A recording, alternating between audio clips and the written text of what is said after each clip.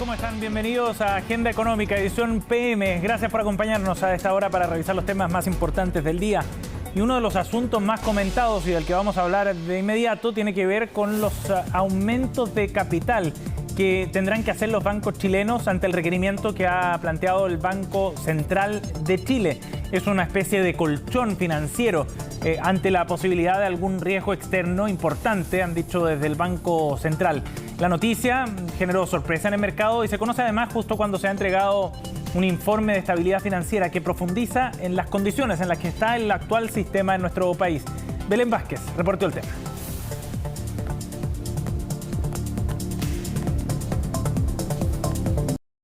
Es una medida preventiva que busca hacer frente a escenarios adversos, pero que de todos modos tomó por sorpresa al mercado. El Banco Central decidió activar el requerimiento de capital contracíclico por primera vez desde que existe el mecanismo. En términos simples, se traduce en obligar a la banca a aumentar su colchón por un monto cercano a los 1.500 millones de dólares ante posibles riesgos. Es una medida preventiva que lo que busca es que ante un shock que hoy día no vemos, que hoy día no identificamos ni decimos es ese, pero cuya probabilidad ha aumentado particularmente en el sector externo, tenemos que tener las capacidades para que la economía le pueda hacer frente. El requerimiento cruzó el informe de estabilidad financiera presentado este miércoles ante la Comisión de Hacienda del Senado, donde se explicó que el 0,5% de aumento de capital pedido a la banca en un plazo de un año tendrá efectos acotados y transitorios en la evolución del crédito.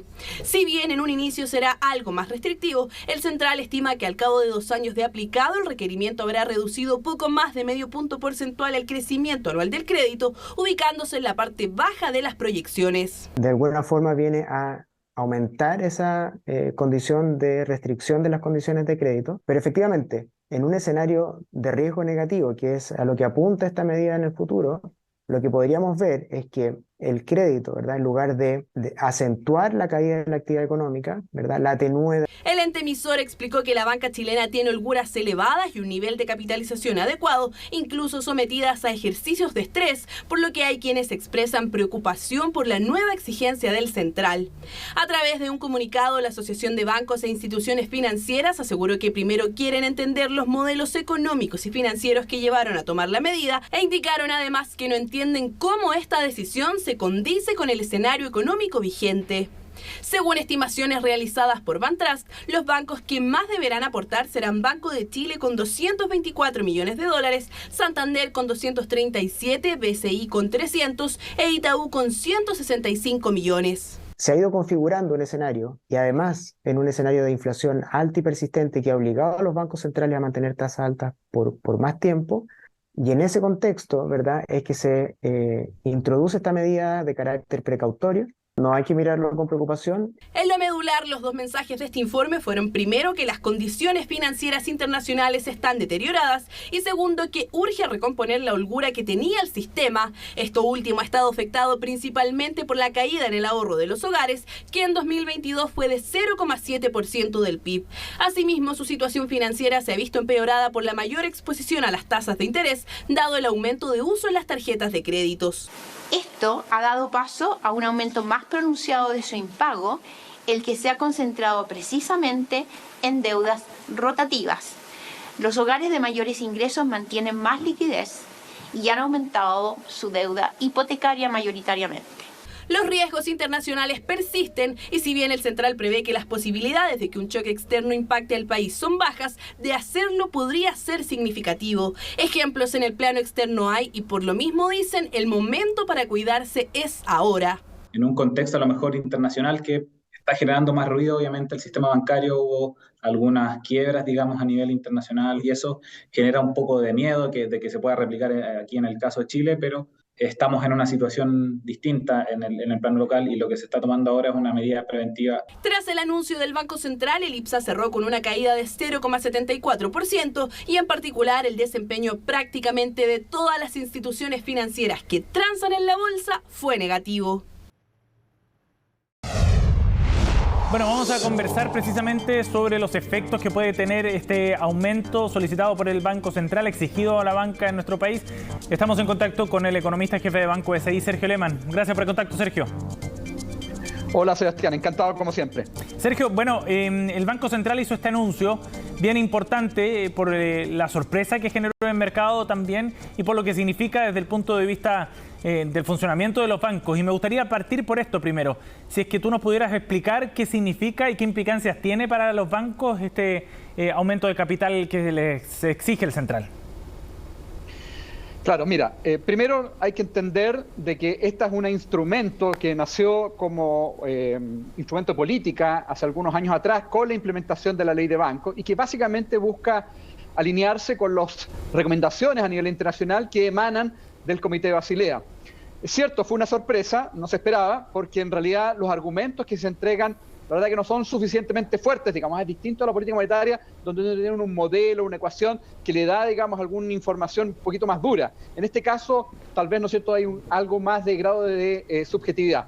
Básicamente lo que establece es que el capital de los bancos que se utiliza para entregar los créditos, que permite financiar los créditos, de alguna manera tiene que tener, digamos, un comportamiento tal de que resguarden con mayor fuerza, digamos, su solvencia. ¿Eso qué significa? ¿No es cierto? A partir, ¿no es cierto?, del ratio que define la autoridad. ¿Esto qué significa? Que en realidad los bancos van a tener que ser más cuidadosos o más cautos, digamos, al momento de entregar créditos, de manera tal de que, ¿no es cierto?, en estricto rigor, es un ratio, digamos, de capital sobre activos, ¿sí?, esté dentro de las normas que el Banco Central está estableciendo a partir de la decisión que anunció ayer. Sergio, ese es un punto importante entonces. ¿Esto puede tener efectos prácticos que perciba los consumidores, los clientes de los bancos, en el sentido de que se restrinjan las condiciones, por ejemplo, o las facilidades con las que se entrega un crédito hoy día? Efectivamente, esto básicamente apuntaría a que los bancos van a entregar, ¿no es cierto?, condiciones más rigurosas, más estrictas al momento de entregar un crédito, digamos, y por lo tanto, efectivamente puede llevar a que la dinámica de las colocaciones, la dinámica de los créditos hacia adelante claramente sea distinta, algo más débil, más baja, digamos, de la que se estaba proyectando antes de esta decisión anunciada por el Banco Central. Ajá. Y eso, tomémonos de ese punto porque es muy importante, creo yo, para poder entender el alcance de las medidas que ha adoptado el Banco Central. ¿Eso es conveniente desde el punto de vista del momento económico que vivimos hoy día, Sergio? Yo creo que esa es la gran pregunta, digamos. El Banco Central en ese comunicado y también hoy día en el informe de estabilidad financiera plantea de que primero los bancos están bien capitalizados, segundo sugiere, y ¿no es cierto?, sobre la base de los ejercicios que ellos desarrollan, que los bancos frente a pruebas más rigurosas en materia, ¿no es cierto?, de tensión, también salen bien parados. Y sobre esa base, en realidad, de todas maneras, plantea que a partir, ¿no es cierto?, de los mayores riesgos externos que ellos de alguna manera recogen, es necesario elevar en algún grado, digamos, los requerimientos de capital para los bancos. Esto claramente es un momento poco propicio, digamos, en el sentido que más bien uno está esperando que la economía vaya normalizándose, vaya, ¿no es cierto?, adquiriendo un mayor impulso, especialmente en el segundo semestre, con mira especialmente al 2022, pero cuando tú impones, ¿no es cierto?, medidas que van a necesariamente llevar a una mayor restrictividad desde el punto de vista crediticio, eso claramente va a significar que esto va a ser más tardío. En ese sentido, ¿no es cierto?, uno podría plantear que desde el punto de vista macro claramente tiene impacto. Ahora, el argumento que entrega el Banco Central es más bien precautorio, digamos, a tener un colchón, digamos, algo mayor, de manera tal, ¿no es cierto?, enfrentar eventuales, ¿no es cierto?, escenarios externos más complejos. Es un exceso de precaución, digamos, muy conservador el movimiento del Banco Central. Los bancos centrales por lo general son conservadores, más aún, ¿no es cierto?, después de las crisis que vivimos en los últimos décadas, digamos, partiendo por el 2008, la crisis subprime, digamos, y más recientemente, digamos, la crisis, digamos, derivada de la pandemia. En general, otros bancos centrales también han adoptado medidas en esta línea en el pasado, digamos, al menos así también lo plantea y lo sugiere el Banco Central en su informe de estabilidad financiera, digamos. Y uno podría entender que también, ¿no es cierto?, ese es otro de los argumentos que plantea, digamos, otros bancos centrales han adoptado medidas en esta misma línea.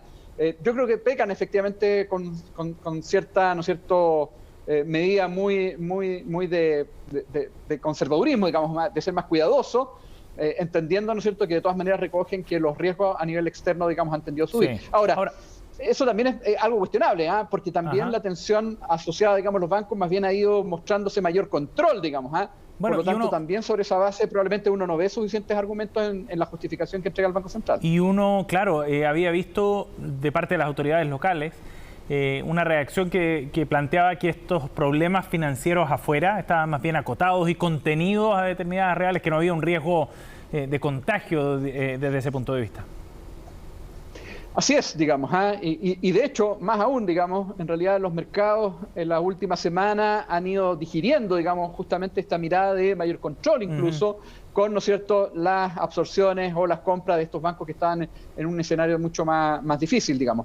Y por lo tanto, hoy día en realidad no está tanto el foco en Estados Unidos en este punto, sino que tiene que ver con otros elementos, que tiene que ver con la inflación, que tiene que ver con el dinamismo de la economía y que tiene que ver también con el techo de la deuda fiscal, digamos. Ha salido un poquito al radar este tema, digamos, pero el Banco Central lo pone claramente como el punto central en su mirada cuando entrega el comunicado justificando su decisión. Ahora, Rosana Costa, la presidenta del Banco Central, dice que de todas maneras ellos prevén que este RCC tendrá efectos acotados, dice, fundamentalmente porque la banca tiene holguras, dice, por una parte, el monto activado es razonable, este 0,05%, y el plazo de concreción es lo suficientemente largo. ¿Te convences en esos argumentos, Sergio? Es cierto lo que señala en el sentido de que hoy día la banca está bien capitalizada, digamos, todos los bancos tienen suficiente, ¿no es cierto?, capital y por lo tanto tienen ciertas holguras y de hecho, ¿no es cierto?, cuando el Banco Central plantea, digamos, esta decisión, justamente sugiere que están muy bien capitalizados. Sí. Ahora, de todas maneras, una señal de la autoridad, digamos, de todas formas, digamos, más allá, digamos, del nivel de capital que tengan los bancos, la señal que entrega es sea más cauteloso, sea más cuidadoso, nosotros vamos a estar mirando esto con atención, por lo tanto, es cierto, digamos, uno podría pensar de que esto pudiese tener un efecto más bien acotado, pero la señal que la autoridad más bien apunta, hay que ser más cuidadoso al momento de entregar crédito, digamos. Sí. Eso es lo que uno recoge en definitiva, digamos, del mensaje que entrega el Banco Central. ¿Y qué puede estar viendo el Banco Central que el mercado no esté leyendo hoy día, Sergio, para impulsar esto?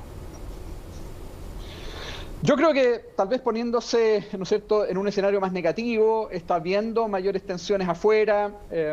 Por cierto, digamos, el mercado no lo ve, digamos, y los analistas, el grueso de ellos tampoco, digamos, más bien pensando que está acomodándose realmente bien los mercados financieros frente al escenario que estamos viviendo. Yo creo que de alguna manera están mirando también lo que están haciendo otros bancos centrales, digamos, que efectivamente algunos de ellos, no todos, digamos, de hecho da un recuento en el informe de estabilidad financiera, que han adoptado justamente estas medidas incluso de manera más permanente, incluso también cambiándolo respecto a lo que fue el espíritu original de Basilea, digamos, que era básicamente establecer mayor capital cuando los créditos estuvieran creciendo con mucha fuerza. Algo que no está ocurriendo, digamos, ni acá, ¿no es cierto?, en el mundo desarrollado. Y más bien, ¿no es cierto?, lo que dice es que hoy día se está adoptando estas medidas en otros países con propósitos precautorios, digamos, con el propósito de enfrentar eventualmente, ¿no es cierto?, shocks que puedan ser más complejos. Sí. Ahora, lo curioso es que en el caso del Banco Central dice incluso en el comunicado que la probabilidad de un escenario así más extremo, más difícil, hoy día es baja, digamos, y creo que eso es coherente en realidad con los indicadores macro que uno está viendo a nivel global. Sergio, lo último, una pregunta vinculada, pero que tiene que ver con el informe de estabilidad financiera que ha entregado el Banco Central. ¿Cuáles son, a tu juicio, los temas más relevantes que plantea este informe desde el punto de vista de la preocupación que se puede generar por el funcionamiento del sistema financiero? Yo creo que en general el tono del informe es bien tranquilizador, digamos. Banca, ¿no es cierto?, bien capitalizada, que pasa todas las pruebas de estrés. Es cierto, ¿no es cierto?, que reconoce que todavía hay algunas fuentes, ¿no es cierto?, de riesgo, digamos, que tienen que ver con lo que hemos visto más bien desde el punto de vista macro. Señala, ¿no es cierto?, que los equilibrios macro, digamos, se están recomponiendo, se están, ¿no es cierto?, alcanzando. Eso ya lo conocimos la semana pasada cuando conocimos el dato de déficit de cuenta corriente, que claramente va en la línea correcta, es decir, los riesgos externos en ese sentido también se han ido acotando. Hace una mirada respecto al endeudamiento de hogares, pero la verdad que no llama particularmente nada demasiado la atención. Es algo que ya veníamos conociendo y que de alguna manera está dando cuenta de que el ajuste de la economía, que es parte también de lo que señala ayer en el comunicado, y que tiene que ver más bien con la política monetaria, está conduciéndose de buena manera y por lo tanto en ese sentido vamos bien encaminados para, como bien decía, recobrar los equilibrios macro. Bien, Sergio, muchas gracias por conversar con nosotros aquí en Agenda Económica, muy amable. Gracias a ustedes, que estén muy bien. Chao. Hagamos una pausa, ¿les parece? Hacemos un alto en la revisión de noticias de Agenda Económica, ya volvemos con más.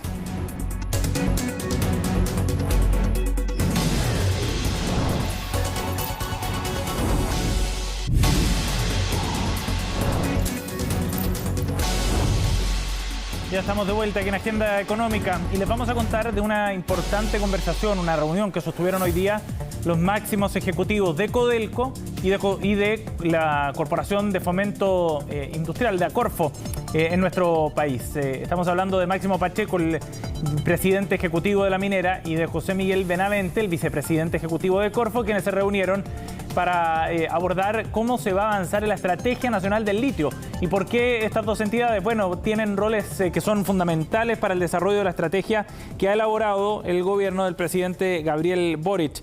Corfo, por una parte, es quien mandata a Codelco para que se sienta a conversar con las empresas que hoy día están produciendo litio en el Salar de Atacama, la llamada joya de la corona de este plan nacional para el desarrollo de la explotación y de la producción del mineral. Lo que hará Codelco ahora es sentarse a conversar con las dos empresas que están produciendo en el Salar de Atacama, SQM y Albemarle.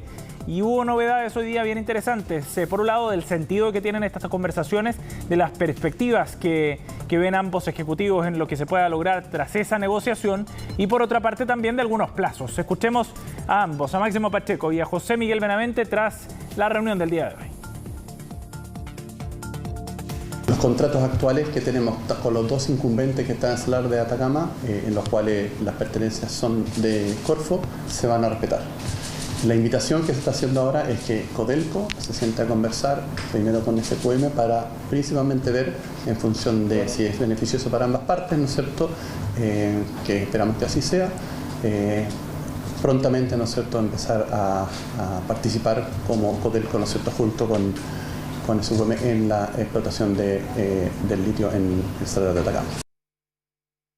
La semana pasada, en una conferencia de minería y metales, probablemente de las más importantes del mundo, en Barcelona, y todo lo que yo percibí es la altísima valoración que existe en el mundo por el hecho de que Chile haya definido una estrategia nacional del litio.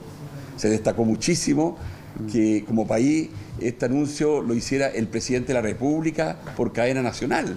Eso habla de nuestra profunda vocación de país minero y que en el mundo se valora el que un tema tan sensible para el medio ambiente, para las comunidades de altísima complejidad geopolítica, se haga de la mano entre el sector público y el sector privado.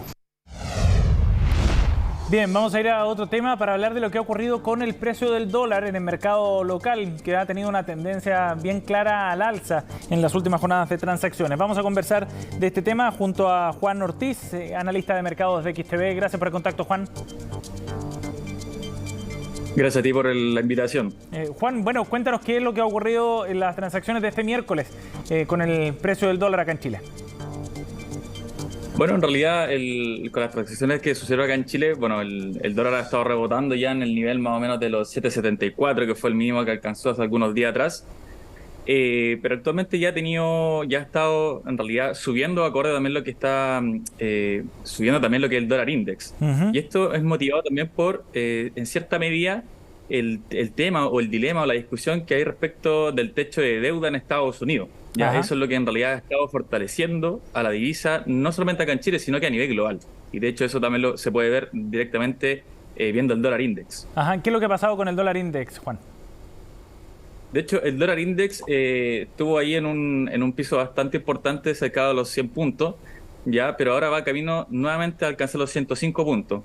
Ya, de hecho, se supone que para este 1 de junio debería estar zanjada este debate de elevar el techo de deuda de Estados Unidos, claro, que tienen como fecha límite ese día, pero las discusiones en torno a este tema del techo de deuda no han sido muy fructíferas. De hecho, por un lado Joe Biden trata de negociar, por otro lado los republicanos, ahí hay un dilema un poco más extenso, pero no se ha llegado a ningún acuerdo. Por tanto, este tema, este contexto actual, está haciendo que la divisa se vea fortalecida, ya que está actuando como activo refugio. Y eso también se siente acá también en Chile. O sea, hay más demanda en la práctica por dólar. Efectivamente. Juan, ahora, ¿eso está amarrado solamente a la discusión respecto a este techo de deuda? Es decir, si se resolviera ese problema, ¿se podría quitar algo de presión al precio y al tipo de cambio en nuestro país? Mira, lo que tú dices es muy cierto, se podría quitar un poco de presión, pero también recordemos que también lo que está añadiendo presión acá al tipo de cambio local es también la caída que ha tenido el cobre. De hecho, ya va en camino a cerrar su cuarto mes con caída. Ajá. Ya producto de esta recuperación un poco lenta que ha estado teniendo China. Por lo tanto, si es que vemos caídas o si es que el cobre extiende sus caídas, el tipo de cambio acá en Chile también podría seguir subiendo. Ajá. O sea, ese factor también está pesando en cómo nos va evolucionando el dólar acá en Chile. Efectivamente. De hecho, es un factor bastante importante, uno de los más directos en realidad, sí, ya que recordamos que acá en Chile somos muy dependientes de lo que pueda suceder en China. Por tanto, si China no logra reactivar su economía, como se tenía pensado para cumplir el objetivo de producción de 5% para el 2023, el cobre efectivamente puede extender sus caídas y con eso lo más probable es que el tipo de cambio pueda ahí subir de manera adicional. Bueno, considerando eso, ¿qué está pasando con la economía china en particular? ¿Ha ido más lento de lo esperado el proceso de recuperación? Efectivamente, de hecho, el proceso de recuperación china ha estado más lento. Ya hay una desaceleración de la demanda interna en China que incluso ha llegado a que presente niveles inflacionarios bastante bajos.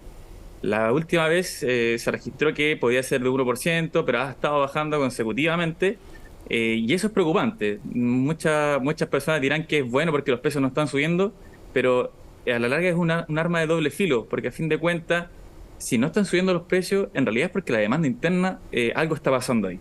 Ajá. Y como la demanda interna no se está logrando reactivar, y como Chile está muy ligado a lo que es China a través del cobre, si esa demanda no se logra reactivar, el principal materia prima que está perjudicada ahí es el cobre. Y eso es lo que impacta acá a los chilenos. Y en ese sentido, podría, con estos factores, ¿no? Me refiero a lo que está pasando en China, más lo que está pasando en Estados Unidos, ¿podría cambiar entonces el horizonte y el techo que tiene el precio del dólar acá en Chile para las próximas semanas? Mira, yo lo veo bastante, no sé si lejano, pero muy pronto para estar diciendo que China va a reactivar su economía. Ya recordamos que igual el cobre, como te había comentado anteriormente, ya viene cayendo por 4 meses, es bastante. Así que, ¿qué se podría esperar de mejor manera o qué se podría esperar como buena noticia para China? Que algún indicador de inflación o actividad económica salga por sobre lo esperado, o por otro lado, ver algún paquete de estímulos por parte del gobierno chino. Ya eso podría reactivar en sí la demanda interna, lo más probable es que sí. Bien, Juan, muchísimas gracias por conversar con nosotros aquí en Agenda Económica, muy amable. Muchas gracias a ti. Gracias, hasta luego. Así cerramos Agenda Económica, edición PM. Gracias por acompañarnos. Nos reencontramos mañana, por supuesto, con más informaciones. Sigan en la sintonía de CNN.